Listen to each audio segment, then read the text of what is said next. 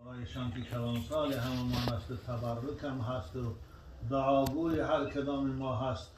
نشان برکت الله صاحب این جشن شادی و خرسندی و این توی سنتی و عروسی برادر عزیز خود عبدالحکیم همراه با خانمشان ینگی عزیز و همراه با خاندانشان تبریک و تهنیت میگویم. از خداوند مهربان برای عبدالحکیم و خاندانش تن صحتی و خاطر جمعی عمر دراز و رزق فراخ خواهانم. از خدای مهربان دعا میکنم مثل که امروز عبدالحکیم توی عروسی نور محمد عزیز ما را برگزار نموده است. خداوند با نصیب کنه باقی مانده فرزندها را هم توی عروسیشان همراه با خویش و تبارها و همراه با یار و دوستان پیشواز گیرند. و از خدای مهربان دعا میکنم که نور محمد همراه با عروسش بخت شیرین و زندگی خوش و در لبهاشان تبسم و در چهرهشان شادی را خداوند پیدا گردان. خداوند در آغوششان فرزندان دوسترویی که شیرین، روشنایی چشم پدر و مادر، زیب خانه برای ماما و بابا به دنیا بیار. و باز خداوند سال را میسر کن که عبدالحکیم برادر ما توی نبیره های از نور محمد و عروس میشدگی را همراه با خویش و تبارها پیشواز گیرند. ربنا هب لنا من ازواجنا و ذریاتنا قرة اعین واجعلنا للمتقین اماما.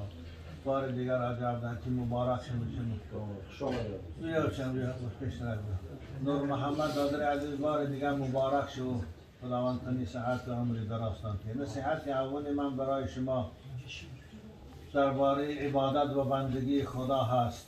چگونه که الان گفتم خدایی که لایق پرستش است و خدایی که سزاوار دوست داشتنی است و خدایی که همه ما آفریدی او هستیم. او خالق و او رازق و او دلسوز و مهربان ما. همون خدا رو بچم با همه نامهاش و صفتهاش ایمان بیار و دوست دار. انشاءالله که شما اهل ایمان هستید. دیگه بازم به یادت میرسم کلیدم گوش اندازه گویا که من باور دارم خدایا به وجود تو و ایمان دارم به همه نامهای تو، صفتهای تو و به هر چیزی که پیغمبر از نزد تا آورده است من به همش باور دارم. خلاصه این مقدار ایمان فرض است برای هر کدام ما و شما.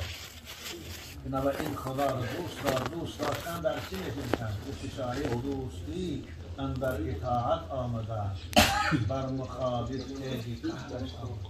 وقتی که میگی من خدا را دوست میدارم معنای دوستی این است که فرمانهای خدا را به جا بیار. خدا گفته نماز خوان نمازات کامل کرد. خدا گفته رمضان مبارک روزه شگی روزه گیر. خدا گفته وقتی که ثروتمند و بای شدی خداوند به دولتت کنه هر سال یک بار زکاتات حساب کن. از $1000 $25 برای یک کم بدلت میشن.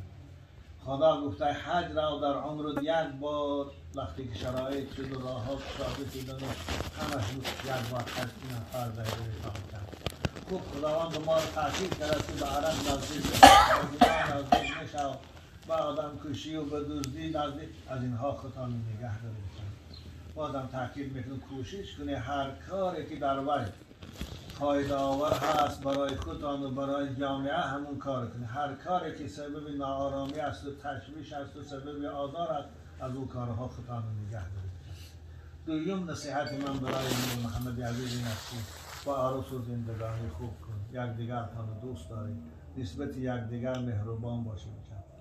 مثل که پیغمبر عزیز ما نسبت به خاندانش چگونه مهربان و دلسوز بودند، چگونه خوش اخلاق و زبان شیرین بودند، چگونه جوانمرد و عالی همت بودند. شما هم در زندگی مانند او باشید. چرا ما پیغمبر خدا در پیروی کردنمون این امر خدا هست. خداوند به ما تعلیم میکنه، تاکید میکنه و ما آتاکم الرسول فخذوه و ما کنیم این کارا را. بنابر عروس رو دوست دارم همیشه با خنده با چهره کشاده معامله کنید، با زبان شیرین به یکدیگر گفتگو کنید. رسول خدا میفرمایند ان من اکمل المؤمنین ایمانا احسنهم خلقا لاهلی. بهترین مرد مسلمان همون مردی است که در زندگی با خاندانش، با عروسش، با پدر و مادرش، با اخو و خواهرش چهره کشاده داره، زبان شیرین داره، مهربانی داره، نوازش داره. بنابراین انشاءالله شما خوش اخلاق باشه، شما زبان شیرین باشه، عروستان انشاءالله شما رو دوست می‌دارن. نسبت شما خوش اخلاق و مهربان و دلسوز میشه. انشاءالله من گمان دارم که البته پدر شما به رضای شما این کار کردگی نیست، شما خودتان عروستان انتخاب کرده، راضی شده، بنابراین وقتی که خودتان انتخاب کرده اکنون در زندگی یگان کمبودی اگر مبادا شود صبر کنید. در حال نام طلاق من همین شب از بچه های مخکلان پایانتا رفتم به خاطر هیچ جای چیز عروسی 3 ماهه را الکید 3 طلاق کرده.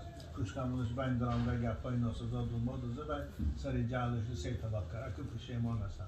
بنابرای بچه های عزیز هرگز نام طلاق به زبان بگیر تا ضرورت نشود نگیر.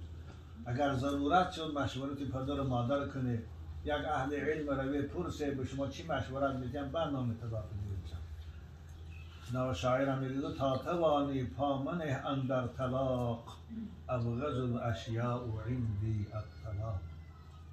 نکاح برای طلاق نیست از زمان، نکاح برای ادامه نسل است، نکاح برای زندگی یکجایگی است، نکاح برای آبادی جامعه بشری است، نکاح به خاطر به دنیا آوردن نه فرزند خوب و نه بردار پدر و مادر است، نکاح برای راحت است بین زن و شوهر، نکاح برای خدمت است برای پدر و مادر، برای این است برای شهوترانی تنها و برای حالت عصبانیت طلاق کردن نیست. بنابراین میشه ناراحتی. عزیزان میگن زندگی زن و شوهری گل از خار هم دارد، شیرین است با تلخی هم دارد، گرمی هست با خنکی هم دارد، راحت دارد مشقت هم دارد. خوبه که وقتی که گلش تو شیرینیش تو حالتهای خرسندیش تو راضی هستی، در حالت ناراحتیش حالت خارش تو با صبر کنی. بنابراین عزیزان میگن صبر تلخ است ولیکن بری شیرین دارد. باید خوب یک کسی بوستان سعدی دارد که وقت کوتاه است نمیگه انشالله خلاصش همین است که در شما در آزار همسرتان صبر کنه، کلین در آزار شما صبر کند، هر دوتان هم ثواب میگیرید، خیلی هم ثواب میگیرید. بنابراین نور محمد عزیز عروس تا دوست دارم، کلین عزیز شما را هم تاکید میکنم انشالله این نوار شما هم تماشا میکنید. بار دیگر تویتان مبارک کنه، با شوهرت بختی شیرین زندگی خوش نصیبتان کنه. شما هم در نواد خود بچم نمازاتان بخوانید، زیرا تکلیف بندگی برای مرد و زن برابر است.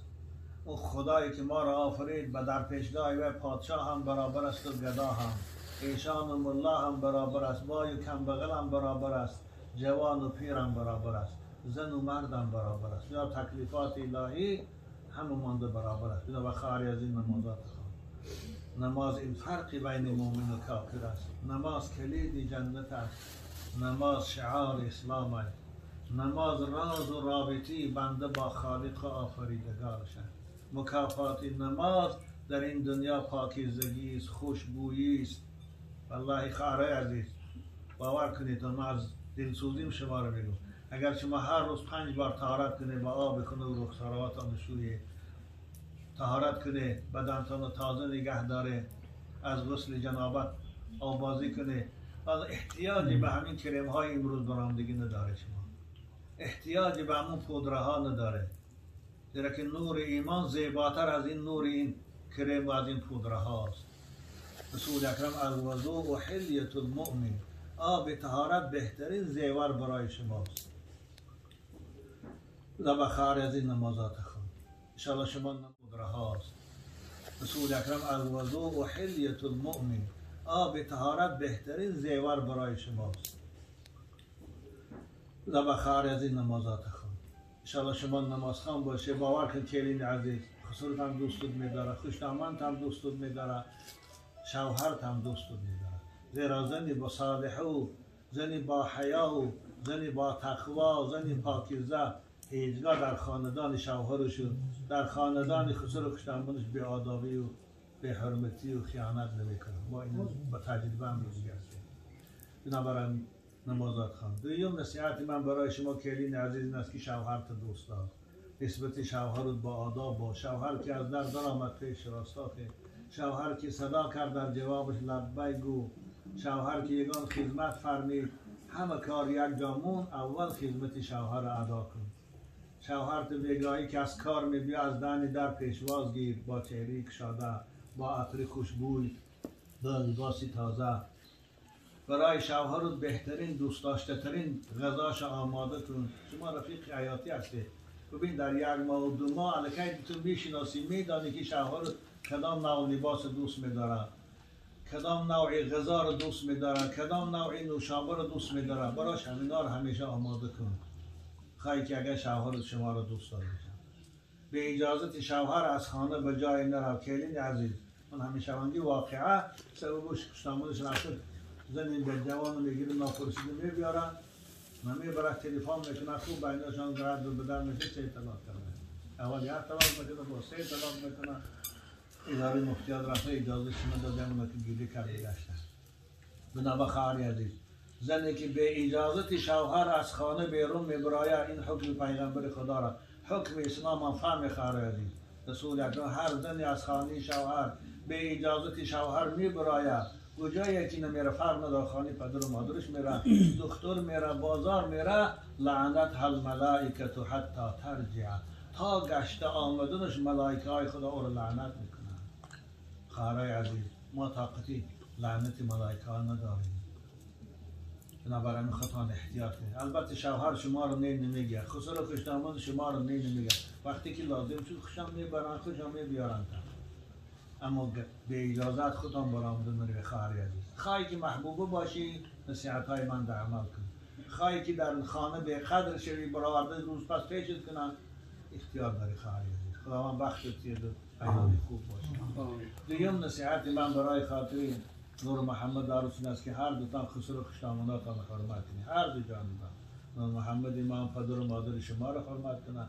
شما هم کلین عزیز خسرو خوشامدتان حرمت کنید. اینها با یک دنیا آرزو امید شما رو به خانه فرزند کرده می‌دارند. عبدالحکیم با اون امید شما رو آرزوی همسرش که شما در این خانه برای دختر میشه اونا رو خدمتشان میکنید. اونها انشالله احتیاجی به خدمت شما هم که ندارند لیکن باز خدمت کنی ثواب میگیری، خدمت کنی برکه میابی، خدمت کنی فردا با کلینت شما رو خدمت میکنن. عزیزان میگن در این دنیا هر چی کردی همون مکافات فردا میبینی. بنابراین کلین عزیز خدا نگه دارد خسر خوشامانت بچم احترام کن. از در که در آمدن پیشان راستا خیلی یگان فریاد کردن در جوابشان لبیک گو. وقتی که یگان خدمت میفرماین خدمتشان اجرا کن.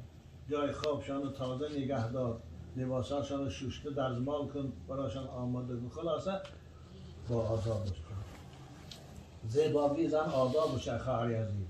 زیبایی زن اخلاق خوبش است. زیبایی زن حیا و عفت و پاکیزگیش است. زیبایی زن کیوانگیش است. زیبایی زن زبان شیرین شوهر دوستداریش است. زیبایی زن از هم اساسی آدابش است. این است زیبایی خواهر عزیز.